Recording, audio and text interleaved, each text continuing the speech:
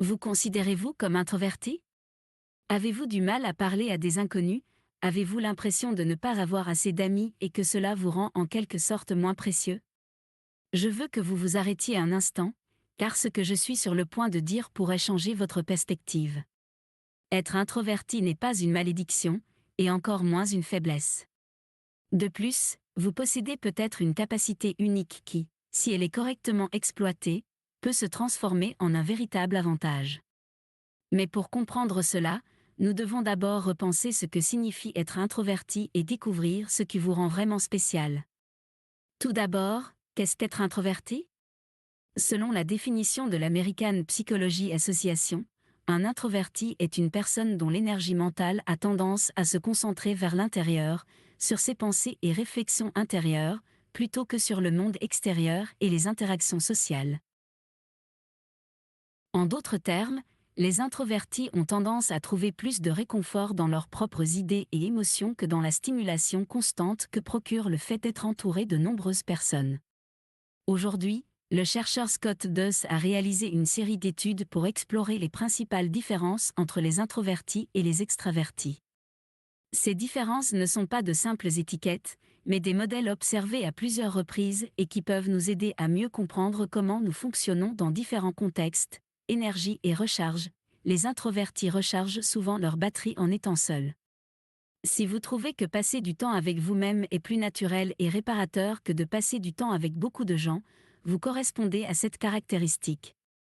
Au contraire, c'est le contraire qui se produit chez les extravertis, être entouré de gens les remplit d'énergie. Traitement de l'information. Il est courant que les introvertis aient besoin d'environnements calmes pour traiter l'information. Par exemple, si vous faites partie de ceux qui préfèrent étudier seul dans une bibliothèque ou dans un coin tranquille parce que vous vous concentrez mieux de cette façon, c'est un signe clair d'introversion.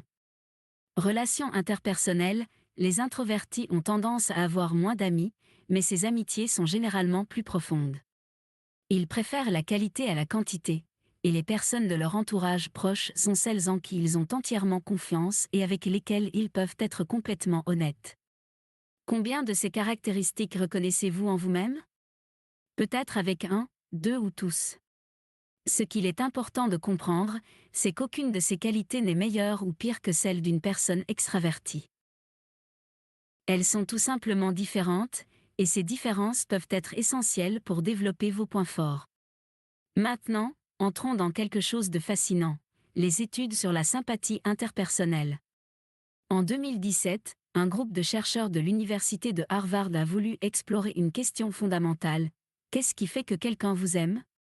Cela semble être une question simple, mais les réponses peuvent être beaucoup plus complexes. Pour étudier cette question, ils sont partis d'une hypothèse intéressante. Poser des questions pourrait être un facteur clé pour générer de la sympathie. Autrement dit, si, au cours d'une conversation, vous montrez de la curiosité envers l'autre personne et posez des questions, elle pourrait vous apprécier davantage. Pour tester cela, ils ont mené une expérience impliquant 430 personnes, divisées en paires, qui ont interagi via des chats en ligne. Une personne de chaque paire a reçu des instructions spécifiques, elle devait poser plus de 9 questions au cours de la conversation. L'autre, en revanche, a dû se limiter à poser moins de 4 questions.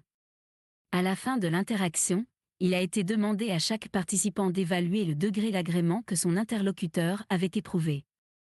Le résultat a été surprenant, les participants qui avaient posé plus de 9 questions étaient systématiquement perçus comme plus agréables par leurs interlocuteurs. Cela indiquait que l'hypothèse initiale était vraie, montrer un véritable intérêt pour l'autre personne à travers des questions la rendait plus populaire. Mais l'étude présentait certaines limites importantes. Tout d'abord, un seul membre de chaque paire était chargé de poser des questions, laissant ainsi à l'autre personne la possibilité d'influencer également la dynamique de la conversation.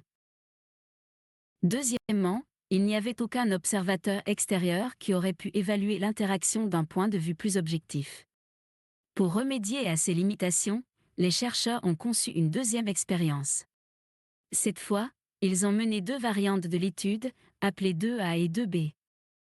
Dans l'étude 2A, les 2 participants de chaque paire ont été invités à poser soit plus de 9 questions, soit moins de 4 questions. Cela garantissait que les conditions étaient plus équilibrées et que la dynamique de la conversation n'était pas trop influencée par la spontanéité de l'un des membres. Le résultat ? Les résultats de la première expérience ont été reproduits.